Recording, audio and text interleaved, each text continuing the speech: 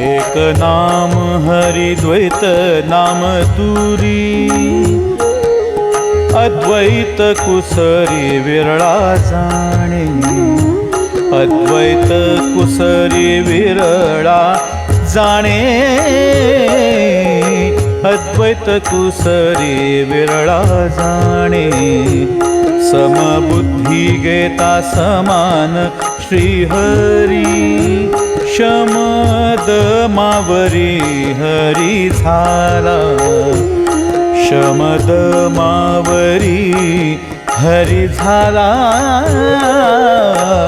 Shamad Maori Hari झाला, सर्वा घटी राम देहा देही एक, सूर्य प्रकाशक सहस्र रश्मी, सूर्य प्रकाशक सहस्र Rashmi,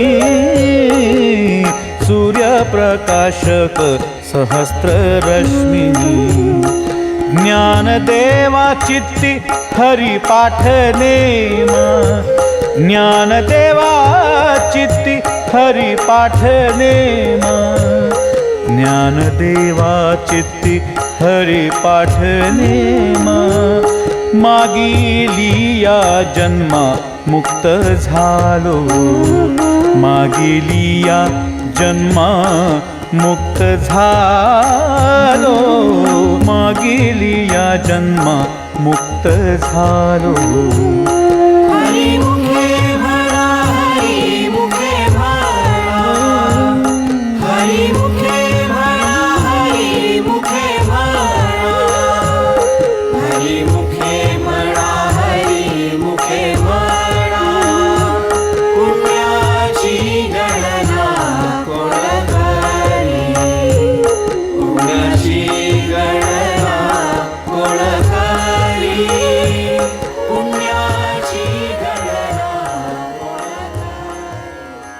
In the first stanza of this Abhang, Sri Dnyaneshwar Maharaj says that one who knows only the name of Sri Hari and keeps away from the concept of duality, that is, he moves away from the duality, knows the art of non-duality, and such a person who is skilled in the art of non-duality is very rare.